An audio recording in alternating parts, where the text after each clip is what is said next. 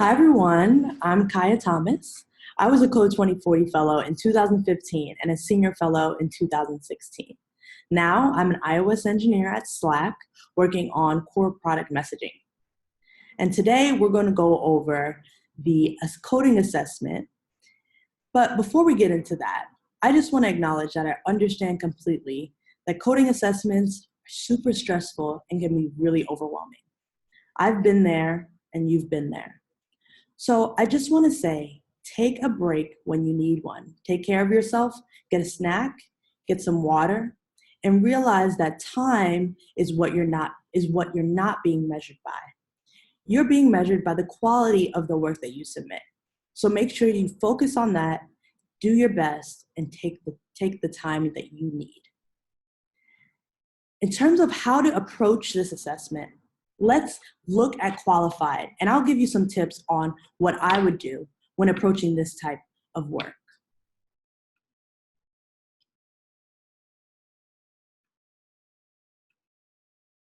Alrighty, so here we are on the actual application, and we're gonna hit Try the Practice Assessment.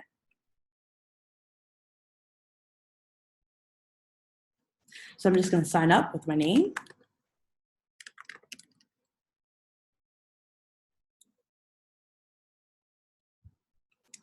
And hit start. Okay, so it's asking me what language would I prefer for the solution. I'm gonna choose Swift because it's the language I'm most comfortable with, and recognize that you can change this anytime. So if you choose a language here now and you decide that you wanna switch to another one, you can do that. So let's go ahead and start in Swift. So you see your code here and you see some instructions. But there's actually much more to Qualified that we can bring to the light. So let's go to the IDE Settings tab.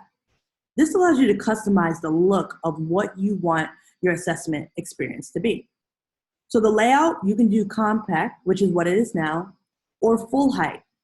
I'm going to choose full height because it allows me to see the test and the console all on the same screen. Next, you can see this Help tab.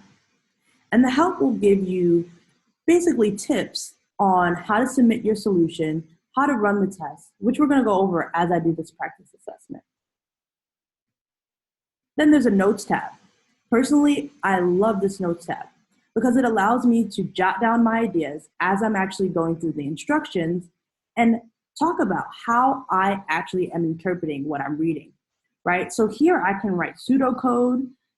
And this is all done before I actually start writing the code for the assessment. And I think it's a good way to just get all your thoughts out there. Now let's actually go to the Instructions tab. How I would approach this is first I would spend the most amount of time reading the instructions. So what does this assessment actually want me to do? Now for this practice assessment, these instructions are just talking about what Qualified is and how to use it. But in the real assessment, this is where you would see what the challenge is. So spend your time on looking at it piece by piece and figure out what it means to you. So in this example, it says complete this function to return either hello name or hello there based on input. So let me jot down some notes. What does that mean to me? I know we're gonna have some name parameter that could potentially be empty, because they say based on input, and there's a hello there that doesn't include the name. And then I know that if there is a name, I need to use the name in my return for the hello string. This is a pretty simple example, so I only have these two notes to take. Now using those notes, I'm gonna go and write the code. So first, my notes say the name parameter could potentially be empty. So let me check for that. If the name is empty, I'm going to return hello there. So that's the first step that I wrote in my notes. Then, now I want to return the part that includes the name. Great. I've written my code. And I think I'm ready to run the test. So I see here that the test is checking for inputting name. So I run it and it passes. What happens if it doesn't pass? What if I want to actually add some debugging in my code? So I can add a print statement.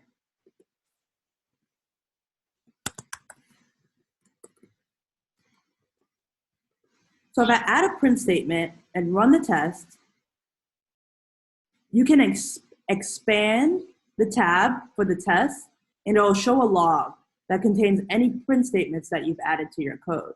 And that's a great way to test things if things are not going as you expected and you're trying to figure out where you are in the code. So now that I've run my test and they're passing, I'm going to go ahead and submit this assessment.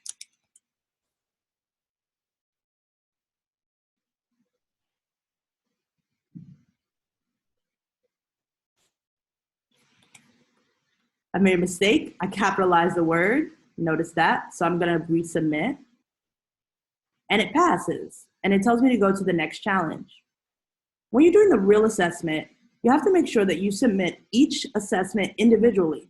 And then at the end, you'll see the option to submit both assessments.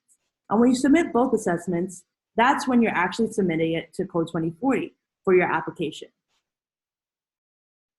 Now that we've gone through how to use Qualified and a practice assessment, I just want to wish you luck. Realize that you're completely capable of doing this assessment, and I think that you're going to do the best that you can do. Have a good day.